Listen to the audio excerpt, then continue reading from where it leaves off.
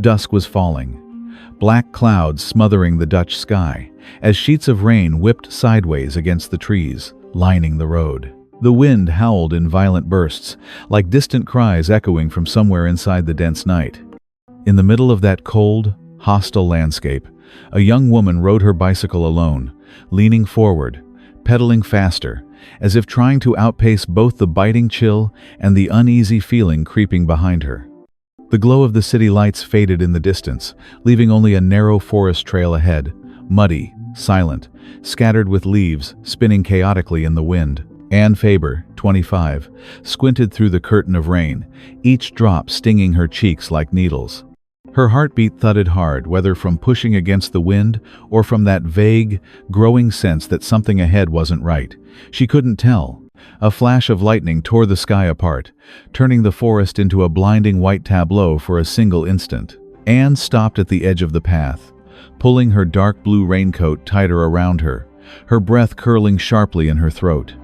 Her phone displayed 6:50 p.m. Two news links still lay open on the screen, an unconscious habit of checking headlines before continuing her ride. No one knew that would be the last sign of Anne. When she tucked her phone back into her pocket and rode on, the darkness had already begun, swallowing everything from the faint town lights behind her to the trembling branches lining the road. Amid the roar of the storm, Anne suddenly froze. Another sound, lower, steady, forceful, was approaching. A motorcycle engine roared through the rain.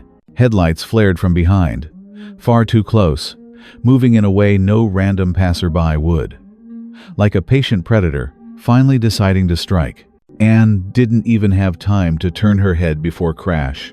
A violent impact knocked her off the trail, her hands scraping desperately against the soaked ground. The world spun, the storm's roar collapsed into a muffled ringing in her ears, and her breathing turned into ragged bursts of panic. Moments later, the lonely forest path sank back into an eerie silence, as if it had swallowed a secret it would never willingly reveal. A single moment on a rainy forest road, ordinary, forgettable, can become the threshold of a nightmare no one could foresee. One strange headlight, one sound behind you, or simply being in the wrong place at the wrong time. Anne Faber's story began with things far too familiar: a stormy evening, a bike ride, a message to her boyfriend, and in a heartbeat, spiraled into the tragedy that shook the entire Netherlands. What would you do if you were the one standing on that rain-soaked path, with a tightening sense of danger squeezing your chest? Would you turn back and look for shelter, call someone you trust, or convince yourself that everything would be fine? Share your thoughts in the comments below, because sometimes even a small piece of experience can save someone from real-life danger. And if this story makes you reflect, don't forget to subscribe and turn on notifications. Who knows, what you learn today might become the knowledge that protects you or someone you love someday. Now, let's return to the search for Anne Faber, a search that seemed hopeless at first, yet would unravel truths the Netherlands could no longer ignore. Anne Faber was born in 1992, a Dutch young woman with soft brown hair and a warm smile that instantly made people feel at ease. At 25, she was living a peaceful, vibrant life in Utrecht. She grew up in a loving family, cherished by friends for her kindness, sincerity, and the gentle way she cared about others. One of Anne's greatest passions was cycling through nature, a habit that helped her decompress after work and gave her a sense of pure freedom. The lush green routes around Utrecht had become her comforting companion, the place where she found calm after long, busy days. By the time tragedy struck, Anne's life was full of hope. She had a stable job, a happy relationship with her boyfriend Nathaniel, a supportive family, and a promising future. No one could imagine that this gentle, thoughtful young woman would become the victim of a crime that would shake the entire country. On Friday afternoon, September 29th, 2017, Anne planned a simple cycling trip, something she had done countless times. Around 5 p.m., she left home wearing a green rain jacket and carrying a bright yellow reflective backpack. The sky was still light then, the last rays of the day glimmering faintly, and Anne believed she would enjoy a peaceful ride along the familiar countryside roads. But Dutch autumn weather is notoriously unpredictable. Not long after she set off, dark clouds rolled in, strong winds bent the treetops, and the first drops of rain began tapping sharply against the pavement. She stopped beneath a tree to take temporary shelter, pulling out her phone to text Nathaniel that she was near the village of Hollandsche, about 13 kilometers from home. The rain grew heavier by the minute, and the wind stung her face, yet Anne kept her usual optimistic spirit.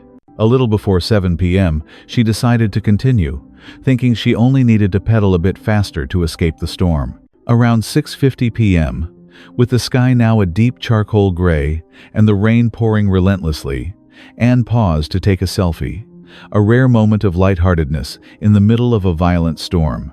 In the photo, she smiled brightly, raising 2 fingers in a victory sign, her hair soaked, raindrops streaking down her cheeks. She sent the photo to Nathaniel, reassuring him she was fine and heading home. It would be the last message anyone ever received from her. After sending it, Anne turned onto a narrow forest trail near the town of Soest. The wind screamed through the trees, making the entire forest shudder. The small bicycle lamp illuminated only a few meters ahead before being consumed by the darkness. Anne rode on in her drenched clothes, shivering and impatient, silently reminding herself that in 30 minutes she'd be home warm, dry, wrapped in a blanket. But each time the wind surged, a chill of unease crept through her breath. The forest path was strangely deserted tonight. Not even the faint hum of distant traffic echoed back. Anne reassured herself she had taken this route many times before, that there was nothing to fear. Still, without realizing it, she pedaled faster, wanting to leave behind the cold, wet, unsettling path as quickly as possible. And then, at that exact moment, the roar of a scooter engine suddenly tore through the sound of the rain. From behind her, 2 blazing yellow beams emerged in the darkness like the eyes of a predator closing in on its prey. Anne snapped her head back, startled, and saw a man on a scooter speeding directly toward her. She immediately swerved aside to give him space, but the vehicle was already too close, its tires skidding violently across the muddy, slippery path. In that split-second chaos, the scooter clipped the back wheel of Anne's bike. A sharp jolt, sparks of panic.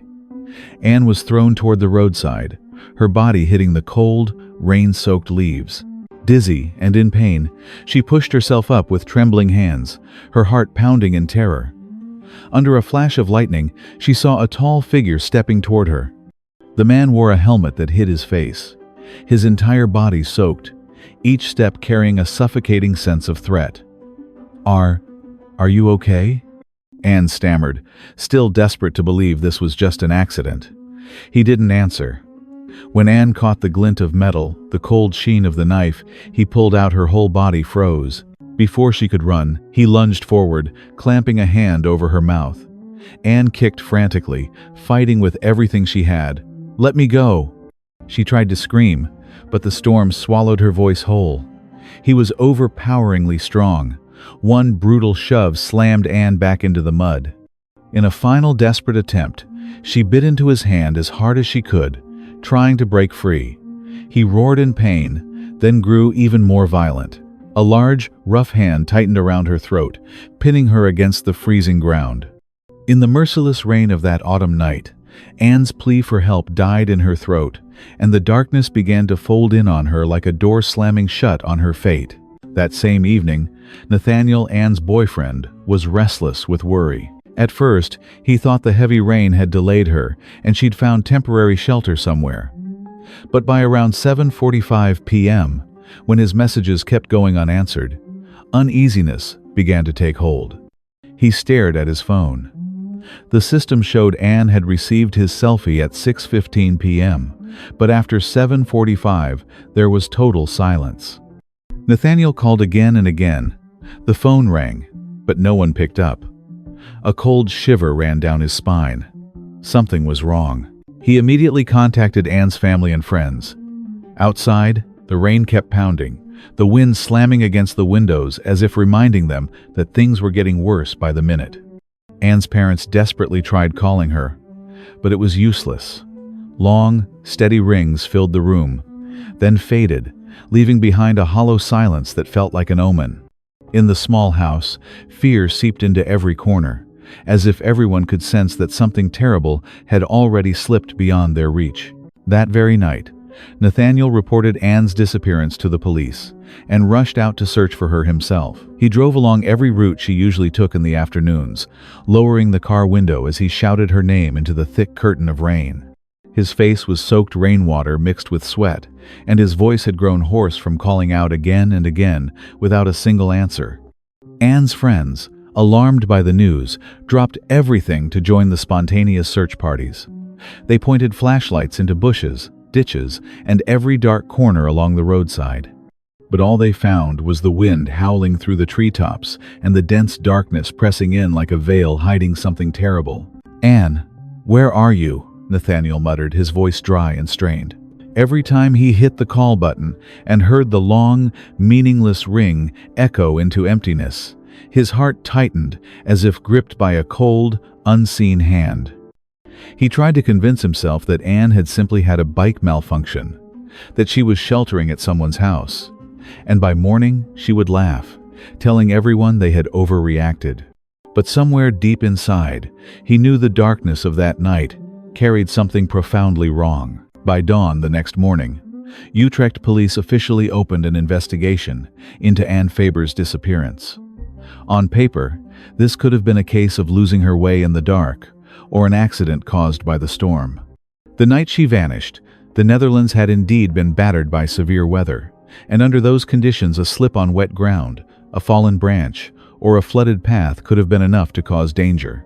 For that reason, the police's initial assumption was that Anne might have been injured in an accident while cycling through the storm. Search teams were deployed immediately. Local police, rescue units, canine dogs, and dozens of volunteers joined forces. Using Anne's phone data and Nathaniel's account, they began mapping out the locations she likely traveled through. The most important clue was the selfie Anne sent at 6:50 p.m.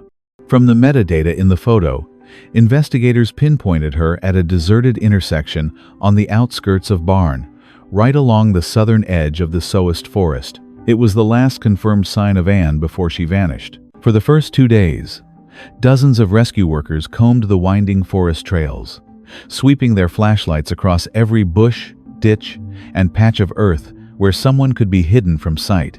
A police helicopter equipped with thermal imaging circled the night sky repeatedly, hoping to detect the heat signature of a living body.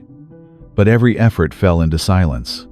It was as if Anne had dissolved into the storm, leaving behind an empty void that stunned everyone who searched for her. News of Anne Faber's disappearance immediately exploded across Dutch media. A young woman vanishing mysteriously in the middle of a violent storm. Such a story shook the entire country. Friends and family spread the word on social media, hoping that anyone who had accidentally seen Anne that evening would come forward. It was Nathaniel himself, in a state of utter panic, who posted a plea on his personal page. He detailed the exact time Anne left home, the location where the selfie was taken, the moment she stopped responding, and the ongoing search efforts. His post ended with a sentence that left everyone reading it with a lump in their throat. "We are fearing the worst." The post was shared thousands of times, spreading across cities in a matter of hours. Hundreds of people, many who had never even met Anne, volunteered to join the search. Everyone understood that with each passing minute, Anne's chances of survival grew thinner.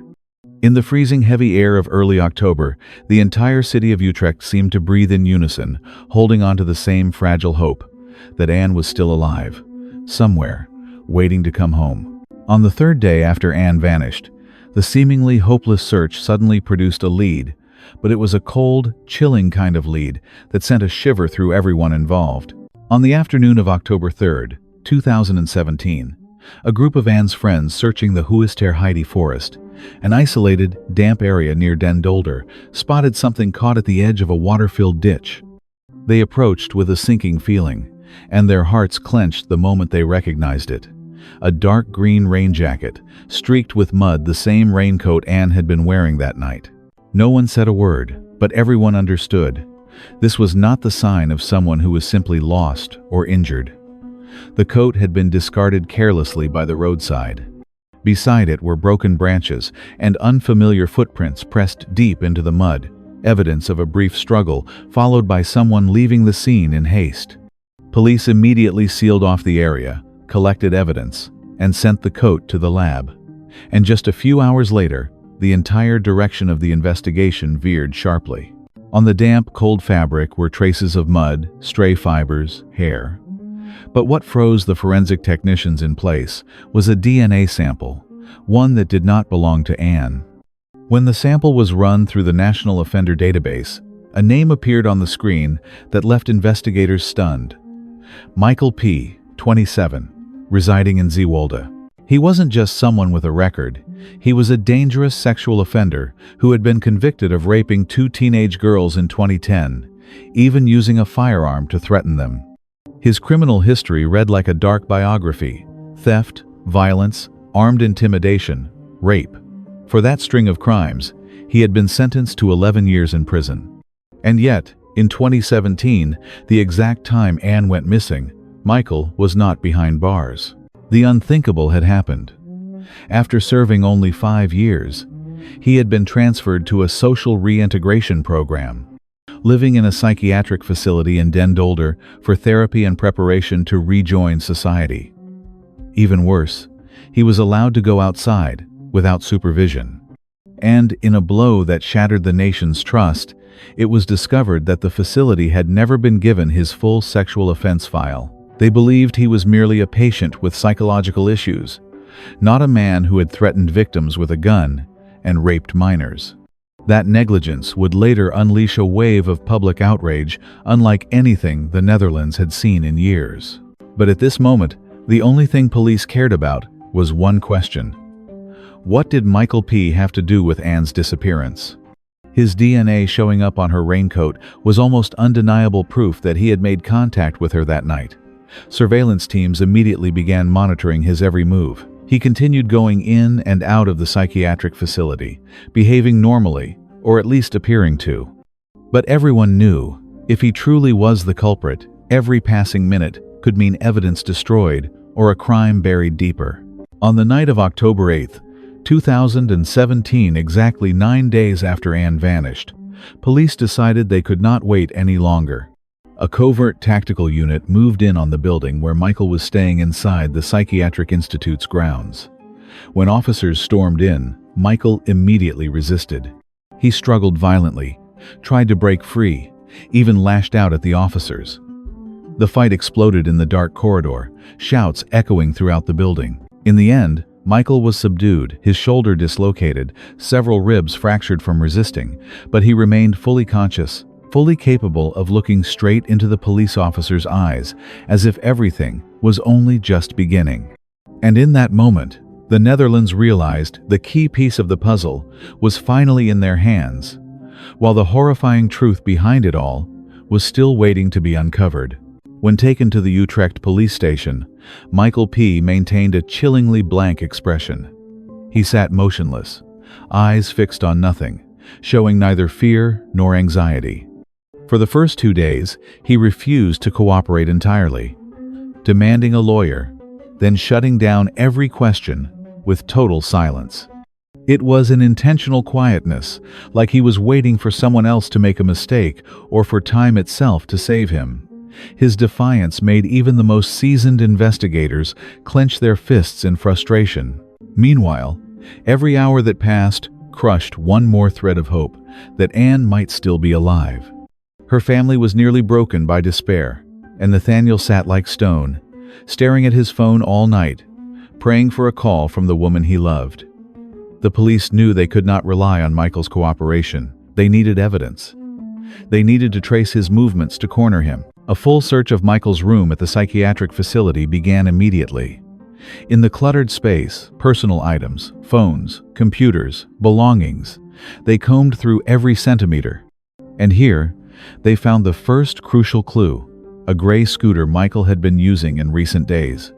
He had handed the scooter to a friend for safekeeping on September 30th, just 1 day after Anne disappeared. The friend told police that on the evening of September 29th, Michael borrowed the scooter, saying he wanted to go for a ride, then hurried to return it the next day. More alarming, the scooter itself was stolen and completely unregistered. It didn't take an expert to see this was no coincidence. The scooter was seized immediately for analysis. But the discoveries didn't stop there. Investigators tracked down an old car Michael had also used recently, one he had stolen from a parking lot in Den Dolder on the night of September 29th. When forensic technicians opened the trunk and shined their lights onto the lining, everyone froze. Wide, dried bloodstains glistened unmistakably under the beam. A rapid test confirmed the devastating truth. It was Anne Faber's blood. A cold wave washed through the entire investigative team. This meant Michael hadn't just had contact with Anne, he had very likely transported her injured body or her remains in that vehicle. It was overwhelming evidence. With those damning pieces, Michael's DNA on Anne's raincoat, Anne's blood in the stolen car he drove, the matching locations and timelines, the legal net tightened around him with every passing hour. Finally, on October 10th, 2017, with nowhere left to run, Michael P. was forced to confess. In the interrogation room, his voice was flat and emotionless, like he was recounting someone else's story, not the crimes of the man who had just taken the life of a 25-year-old woman. He confessed that he had raped Anne in the forest, and when she tried to run and cried for help, he decided to kill her, to silence her forever. Most importantly, under mounting pressure from investigators, Michael finally revealed where he had hidden the body. He led police to a dense woodland area inside a nature reserve in Zeewolde, a remote region dozens of kilometers from the initial search sites and the very place where he had grown up. It appeared that after the attack, Michael had transported Anne's body to the place he knew best, hoping to make it disappear. On October 12, 2017, acting on his confession, hundreds of police officers and army personnel were deployed. The Zeewolde Reserve was sealed off completely. Search teams overturned patches of grass, examined tree roots, dug into the earth. A heavy silence hung over the forest. Everyone knew that what they were about to find would end whatever hope remained. And then, among the mist-soaked trees, Anne Faber's body was found. She was truly gone, taking with her all the hopes and prayers of a devastated family and a nation that had been holding its breath. Anne had been left beneath a thin layer of decaying leaves, covered hastily as if the killer worked in panic and desperation. She lay near a narrow forest path, remote enough to stay hidden, yet close enough that with just a bit more luck, search teams might have found her earlier. When her body was unearthed, she was still wearing her usual sportswear, now soaked in mud and already decomposing after more than 2 weeks in the cold ground. Her green raincoat, the one from her final selfie, was gone, and everyone now knew it had been discarded at Huis ter Heide, becoming the unexpected clue that guided the entire investigation in the right direction. The forensic team stood silent when they saw her. Training could never prepare them for the sight of a young woman abandoned in the woods like something disposable. Based on physical identification, they confirmed it was Anne Faber. No one could hold back tears at the sight of a life in its brightest years being extinguished in such a brutal way. The autopsy would later reveal the full extent of the violence Anne endured. She had been stabbed multiple times, leading to significant blood loss. Her body bore unmistakable signs of assault and sexual violence: bruises, scratches, restraint marks, and indications that her mouth had been covered. Forensic experts concluded that Anne likely died only a few hours after going missing, leaving no window in which she could have been saved.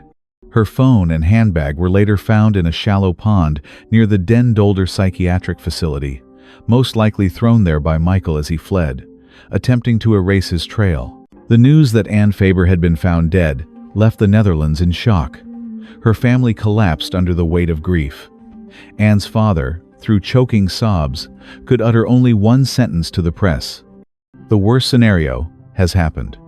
Her mother fainted upon hearing the news and had to be taken to the hospital in severe shock. Nathaniel, the boyfriend who had clung to hope until the very last moment, could only cover his face with his hands and cry soundlessly. In the days that followed, thousands of people brought flowers, candles, letters, and photographs to the park near Anne's home to honor her memory. A peaceful nation like the Netherlands had rarely felt such a collective mix of sorrow and fury. How could someone like Michael P.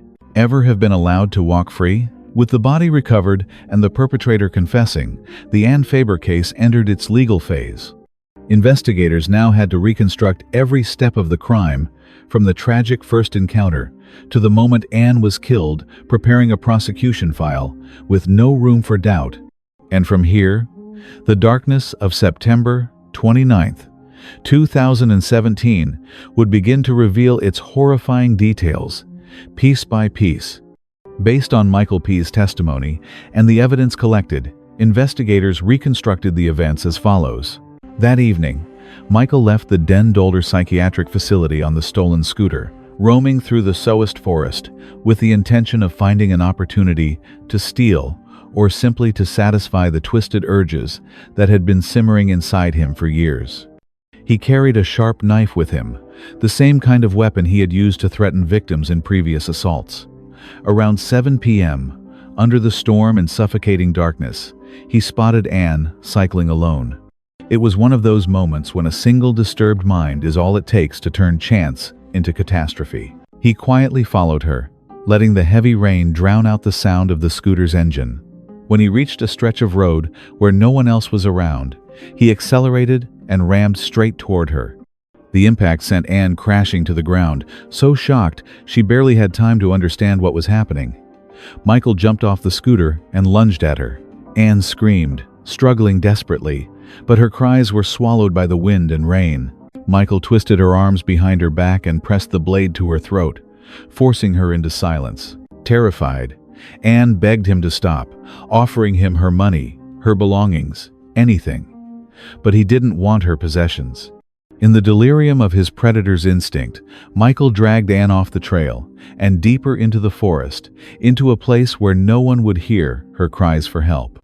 Step by step, she was forced into the darkness, and the Anne Faber case began its descent into one of the most tragic crimes in Dutch judicial history.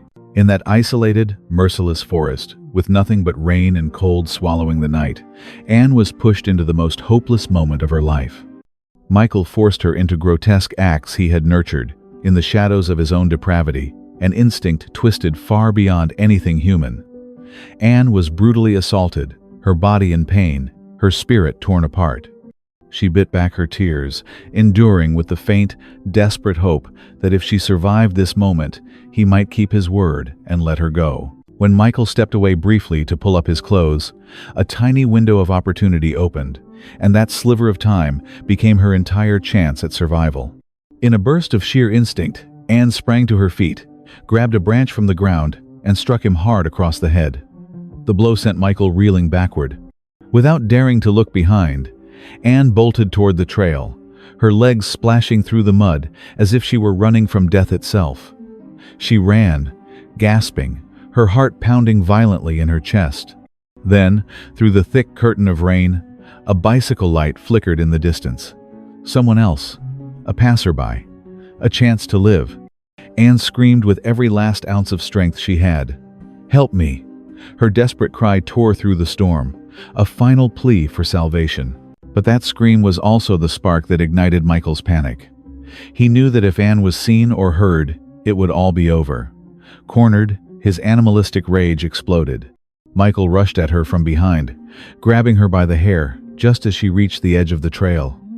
She was yanked backward, her body slammed into the cold, muddy ground. He dragged her into the darkness like a predator, hauling its prey in its final moments. Michael pulled out the knife, the cold steel trembling in his hand from the frenzy and desperation of a man who knew he had crossed the point of no return.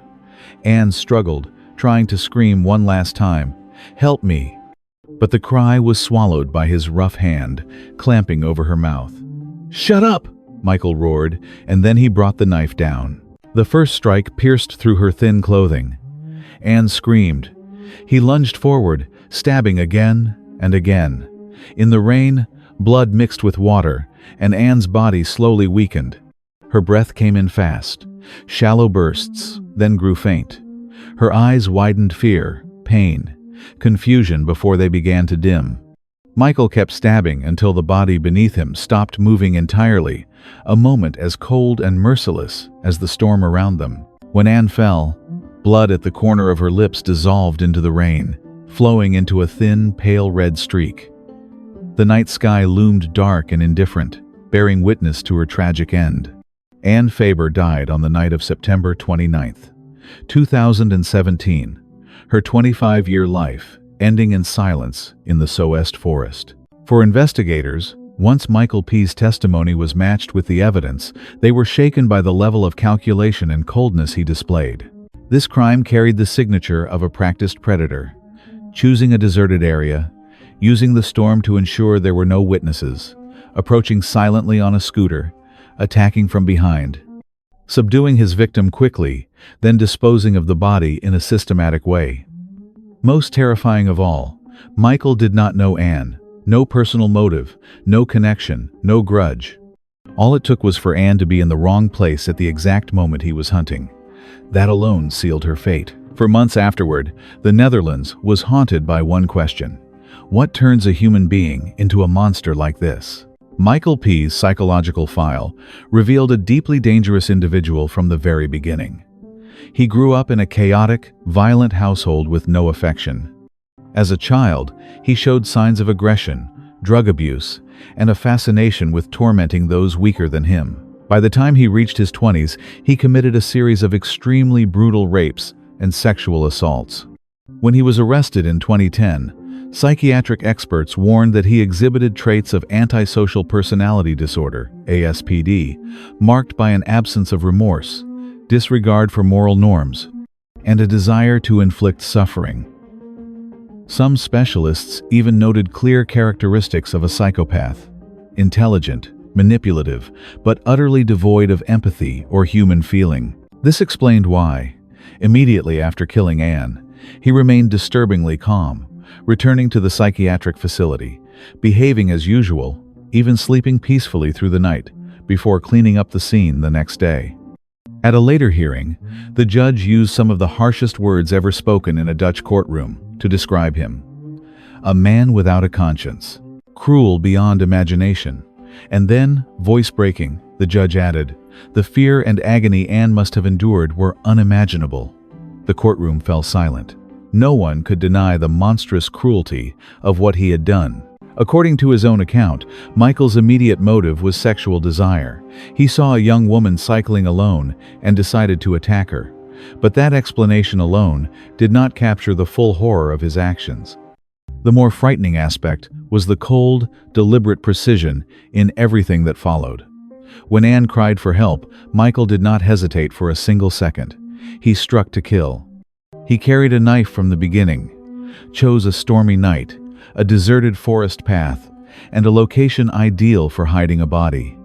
After murdering Anne, he calmly returned the next day with a stolen car, wrapped her remains, transported them nearly 50 kilometers, and buried her in his hometown forest, as if following a rehearsed routine. Prosecutors argued that this could not have been an impulsive act. A man who arms himself, prowls through a forest during a storm, selects a lone victim, and handles the aftermath step by step, with such cold precision, is clearly someone on the hunt.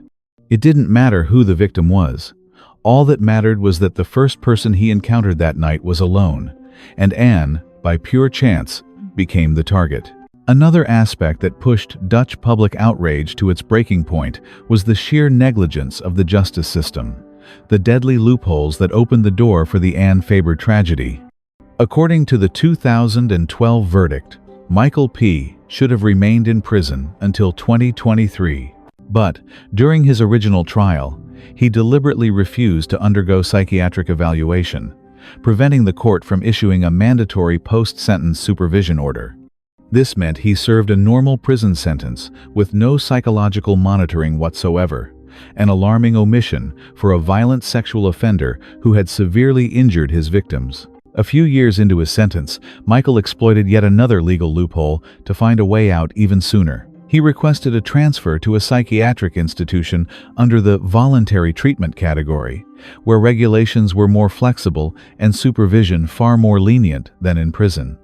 Even worse, the psychiatric facility had no access to his prior rape convictions because Michael refused to allow the transfer of his criminal files, and the law at that time allowed patients to block such information. Without knowing his true level of danger, the facility treated him like a standard addiction patient and granted him daytime freedom. That misplaced freedom was exactly what allowed Michael to roam society and commit the horrific crime. After the case broke, public anger erupted nationwide. Citizens demanded a complete overhaul of psychiatric assessment procedures, including mandatory transfer of criminal records to treatment facilities.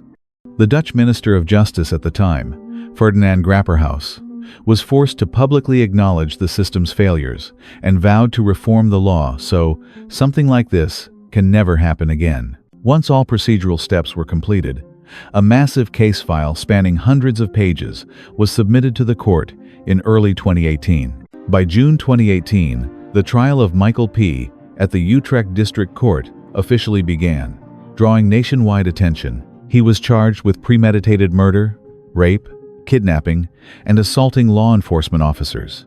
He entered the courtroom with a stony face, head bowed to avoid cameras, maintaining an air of indifference, as if the case had nothing to do with him. Throughout the proceedings, Michael showed almost no remorse.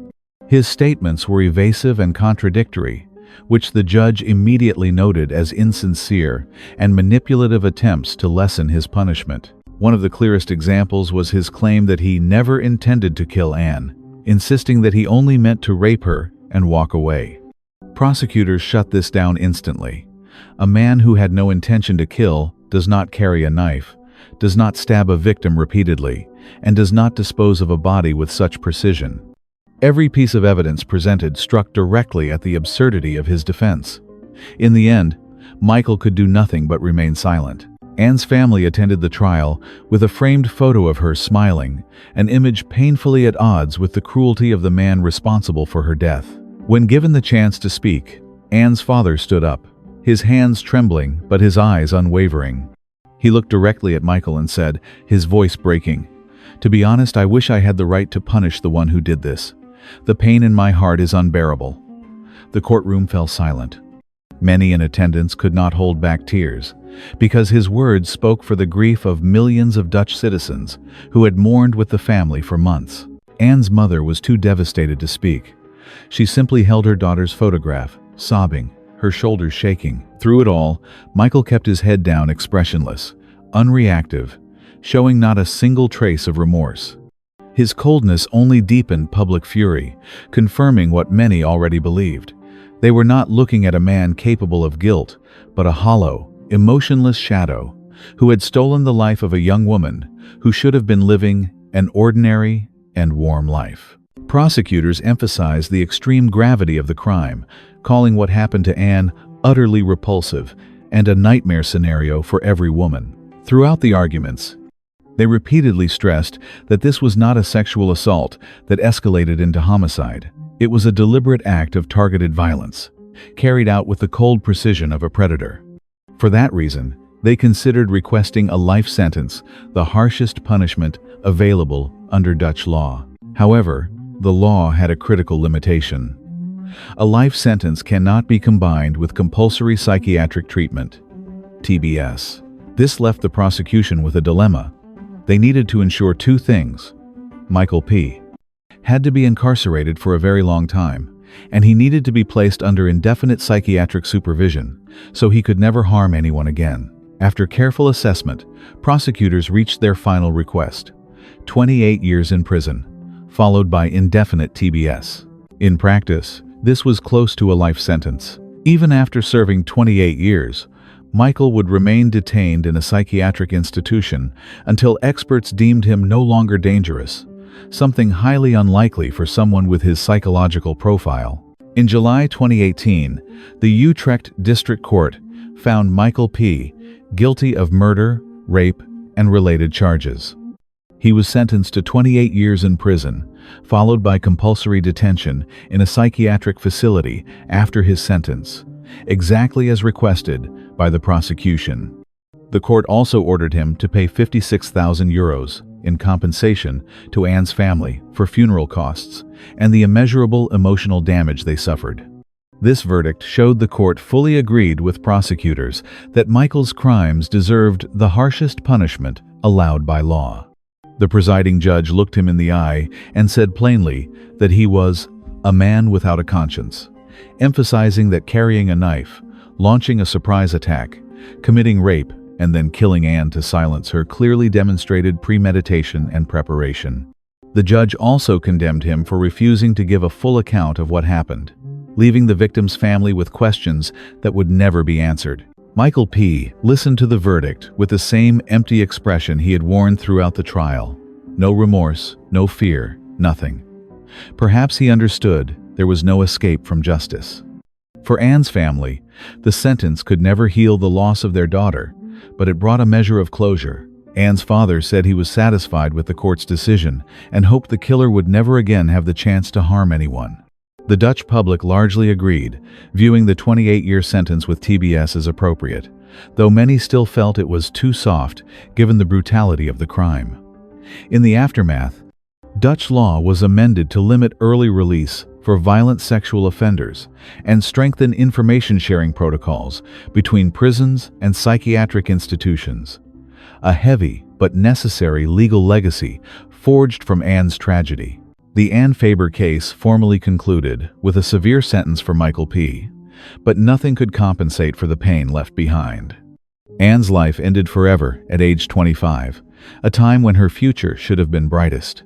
Friends remembered her as someone full of positive energy, who loved exploring nature and lived every moment with joy. Her family later established a charity fund in her name to support children's education, a way to preserve the light she brought into the world. Anne's father said he wanted people to remember her for the good she did, for the way she loved life. Anne Faber's story is a profound warning to us all. It reminds us that danger can hide within the most ordinary moments. It urges us to stay aware, share our roots with loved ones, seek help when necessary, and pay attention to unusual signs around us. Her tragedy also underscores the importance of strict oversight for violent offenders and ensuring compassion is never exploited by those with distorted minds. Anne is gone, but her story remains, urging us to protect ourselves and those we care about. Thank you for staying with this story until the very end. Stay aware, stay safe, and protect the ones you love, because sometimes a single moment of vigilance can save an entire lifetime.